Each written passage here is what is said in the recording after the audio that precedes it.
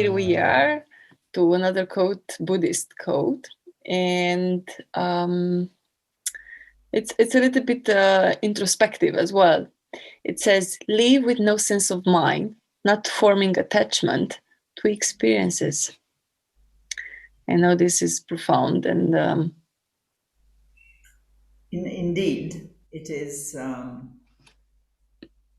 It's not for us to decide the Buddhist quotes are profound, but yes, indeed, it looks to me, seems to me, and what comes to my mind, the first thing is, I was reading yesterday a scientific article, let's say, that, and the essence, if I could say so, is that as we take in whatever air and food and liquids, we change ourselves all the time. And therefore, it's not the same self that does the next thing, the next talk, the next reflection, the next whatever, interventions, right? So to me, that article comes closer to live with no sense of mind, because there is no such a thing as you, fixed, rigid, set in stone, right? We are in a constant movement, in constant evolution and change.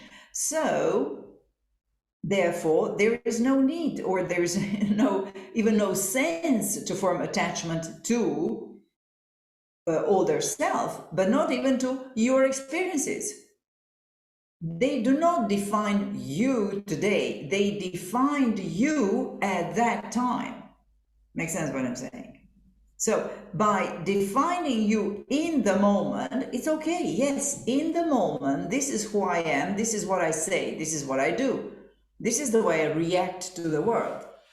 But by not forming attachment to this experience, then I allow myself to change and to become another one. So by doing so, then I allow myself the evolution, right? So, and that's a very subtle combination, because on one hand, we should nevertheless have a kind of definition of self, right? Which is like a North Star, right? It's like that definition of self guides us through life. So hopefully, it guides us in the right direction. Nevertheless, this, how would I call that, orientation, direction, should be balanced by the understanding that there is no sense of mine or me or set in stone, because I'm that constant change and evolution. So to satisfy, I would say, these two obviously contradictory principles or comprehensions, I would say it's quite difficult. Now, what is the coaching session that I would bring here is when we are talking about career development, right? So the way I phrase it to my clients is to say, let's go to many possibilities for career development. How, the ones that are interesting to you, that looks motivating, engaging, and so on and so forth. And then once we advance in that road, then we will have that feeling where the path is.